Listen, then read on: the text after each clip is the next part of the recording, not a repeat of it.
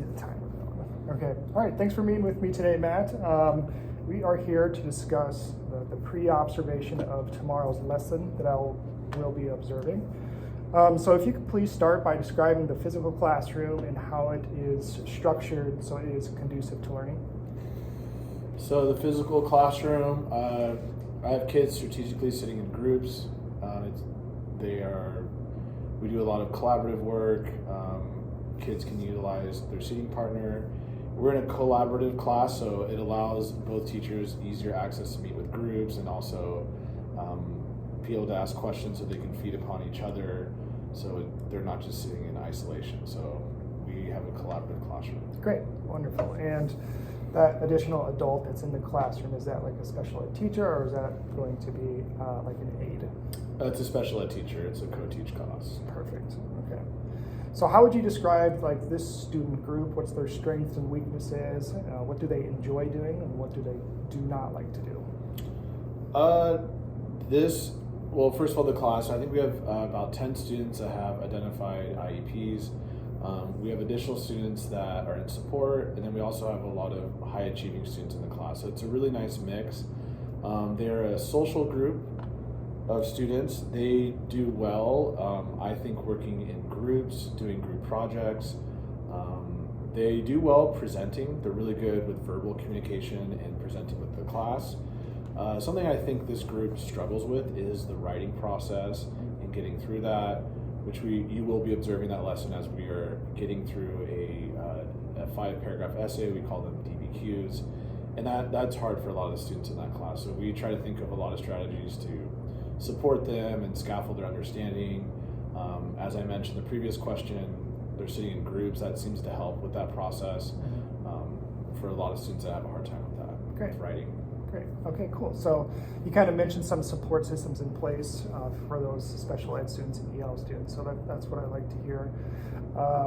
So looking at your pre-observation form here, it looks like the structure of tomorrow's lesson is going to be Bronco Minute, kind of the assignment that you have in place that's going to facilitate that learning or progress on DBQ.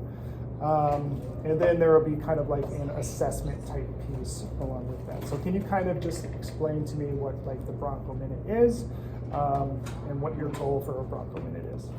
So the Bronco Minute is just it's a fancy word for a warm-up. It's something we do every day. It adds structure to my classroom.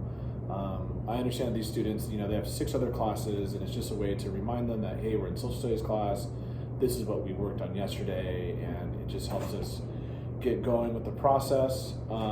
Tomorrow we'll be finalizing the DBQ packet, so we'll be looking and reviewing all the documents that were read and going over how to annotate them and really set up for the writing process, which will happen in the next lesson. So we're finalizing all the information we've been gathering for this last week. Awesome. And then correct me if I'm wrong, the DBQ is like an analysis of some primary and secondary sources.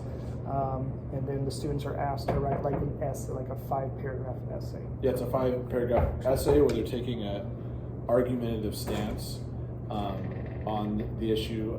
Are the similarities and differences between the samurai and knights, were they greater? So were they more alike or different? Great. And so for tomorrow's lesson, since I'm imagining that the DBQ is done over a longer time span than just one lesson, what is your kind of objective to accomplish for tomorrow? The objective is to make sure that students understand how to categorize the information that we just went through. In the DBQ process, they call this bucketing, but tomorrow I want to see if the students can come up with 3 categories or 3 topics, and can they organize the sources correctly. So, and some basic outlining for our essay. Awesome. Okay, yeah, that sounds great. So specifically, tomorrow when I come in to observe, I'm going to, look for particular things that I think should be prioritized in a lesson or a successful lesson. One of those is, how the learning environment is set up. Identified objectives that can be assessed from that incorporates student evidence, such as the DBQ, the bucketing that you just mentioned. And then a variety of kind of instructional strategies to support special ed and EL students and those students who are struggling. So I'm going to be specifically looking for those, and to ensure that all students are, meeting your objectives. I want to see that they're engaged, and I don't think there's going to be much of an issue with you in just the way that I know that you teach. It's going to be an exciting, lesson for me to observe. The second thing is creating and maintaining, an effective learning environment. So classroom management, maximizing those minutes that we are allotted each class period. And so please be aware that that's something that I'm going to prioritize. Okay, so the overall the observation will be 30 minutes approximately. I'll take notes during that time, note what I see, what I like, maybe some suggestions that I could provide you, and then we'll just sit down afterwards and kind of go over it all, and we'll just have like a collaborative discussion to see how we can improve. If we don't need to improve anything, then hey, you're doing everything right, and that's what I can appreciate. So any questions for me? No, thanks for your time. All right, thank you.